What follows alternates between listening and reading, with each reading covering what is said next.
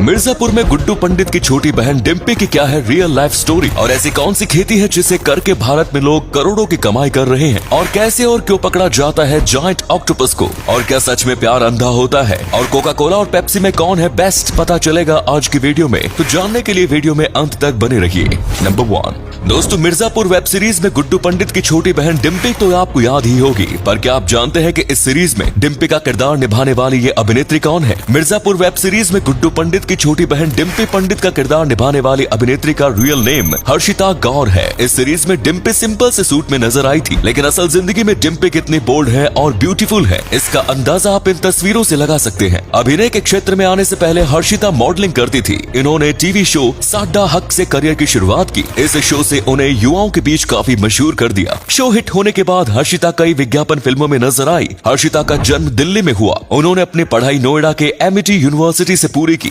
Engineering की पढ़ाई के दौरान उन्हें साडा हक का ऑफर मिला। पढ़ाई के खत्म होने के बाद ही उन्होंने अभिनय के क्षेत्र में आगे बढ़ने का फैसला लिया। नंबर 2, क्या आप जानते हैं कि किसान अब बांस की खेती करके करोड़ों की कमाई कर सकते हैं? इतना ही नहीं, भारत सरकार ने व्यापक पैमाने पर खेती के लिए राष्ट्रीय बैम्बू मिशन भी बनाया है। लेकिन आपको बता दें कि बांस की खेती एक सीजन की खेती नहीं होती। इसके लिए आपको टाइम देना होता है। इसकी खेती में करीब 4 साल लगते हैं और चौथे साल में इसकी कटाई होती है। बांस के पौधे कुछ मीटर दूरी पर लगते हैं। कई किसान इसकी खेती के साथ ही बीच में आसानी से होने वाली कोई दूसरी खेती भी कर लेते हैं। इसमें 3 साल में औसतन 240 रुपए प्रति प्लांट की लागत आती है, जिसमें से सरकार भी आपकी मदद करती है। बांस की खेती के लिए आपको 120 रुपए प्रति प्लांट सरकारी सहायता देती है। बांस की 136 प्रजातियां होती हैं, इसलिए खेती शुरू करने से पहले आपको बांस की किस्मों की जानकारी लेनी होगी। इसके बाद आपको ये तय करना होगा कि आप किस तरह के बांस लगाना चाहते हैं। नंबर 3 दोस्तों, क्या आप जानते हैं कि जायंट ऑक्टोपस को कैसे पकड़ा जाता है और उसकी कटिंग कैसे की जाती है?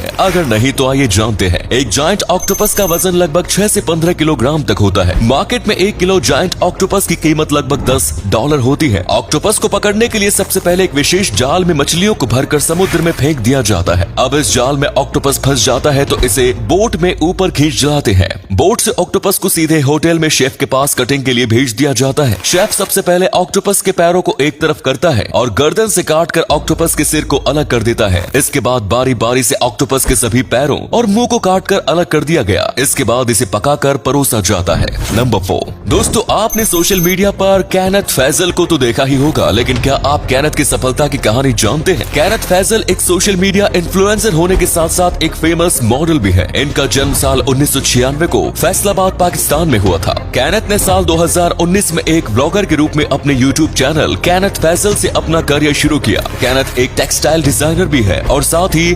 मिंसा.इन की CEO भी है। कैनत ने फैजल खान से शादी की है, जो कि पेशे से एक पायलट है।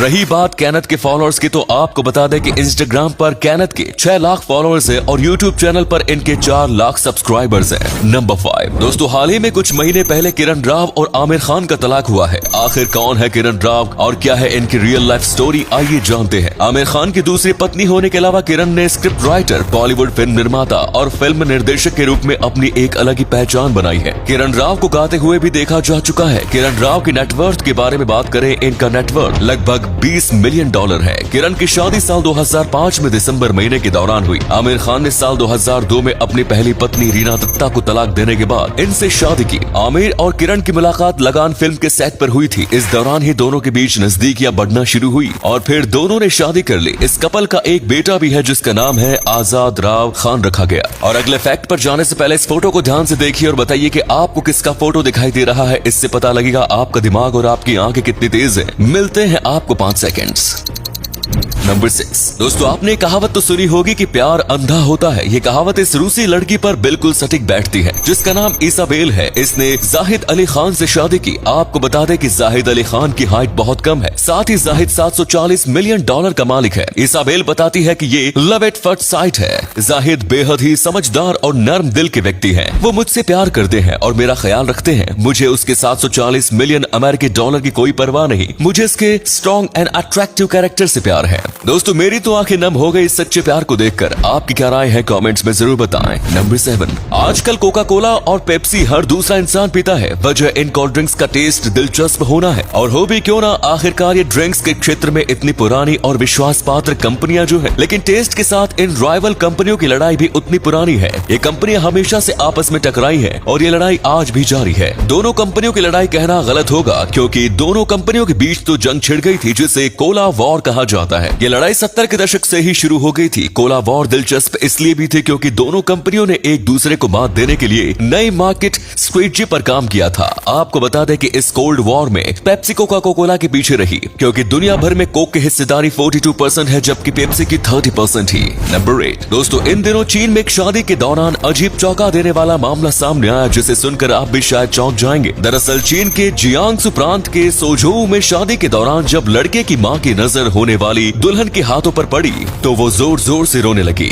ओरिएंटल डेली की एक रिपोर्ट के अनुसार लड़के की मां ने दुल्हन के हाथ पर बर्थ मार्क देखकर पहचान लिया कि यह उनकी बेटी है जो बचपन में बिछड़ गई थी। इसके बाद लड़के की वर्तमान माता पिता से पूछताछ की गई तो उन्होंने बताया कि करीब 20 साल पहले लड़की उन्हें सड़क किनारे मिली थी, जिसके बाद उन्होंने उसे गोद ले लिया। होने वाली बहू खोई हुई बेटी होने के बावजूद ये शादी हो गई, क्योंकि महिला का बेटा गोद लिया हुआ बेटा था। तो उम्मीद है ये वीडियो आपको पसंद आई होगी। अगर हाँ तो इस वीडियो को लाइक करें। इनमें से कौन सा फैक्ट आपको सबसे इंटरेस्टिंग लगा कमेंट्स में जरूर बताएं। इसी तरह के और भी amazing and interesting fact videos देखते रहने के लिए चैनल को सब्सक्राइब करें। धन्यवाद।